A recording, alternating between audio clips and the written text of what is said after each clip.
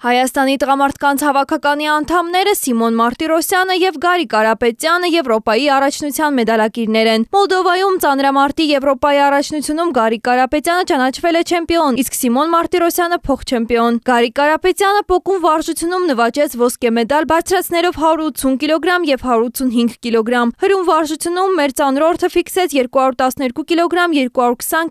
226 կգ ու կրկին առաջինն էր։ Երկամարտի 411 կգ արդյունքով Գարիկը Եվրոպայի առաջնության չեմպիոն է։ Սիմոն Մարտիրոսյանը պոկում վարժությունում բարձրացրեց 181 կգ և այս ձևում դարձավ արծաթե մեդալակիր։ Հրումում Սիմոնը գլխավերևում պահեց 213 կգ, 225 կգ և այս ձևում էլ նա երկրորդն է։ Երկամարտի 406 կգ արդյունքով Մարտիրոսյանը դարձավ արծաթե մեդալակիր։ Իսկ 87 կգ քաշային կարգում Լիանա Գյուրջյանը ծանրամարտի Եվրոպայի առաջնությունում արծաթե մեդալ նվաճեց։ Նա Եվրոպայի փոխչեմպիոն հռչակվեց երկամարտի 246 կգ արդյունքով։ Այս քաշային կարգում Հայաստանի մյուս ներկայացուցիչ Եվրոպայի փոխչեմպիոն Աշխարհի գավաթի խաղարկության բրոնզե մեդալակիր Տաթև Հակոբյանը փոքր արծաթե մեդալ է նվաճել պոկում վարժությունում։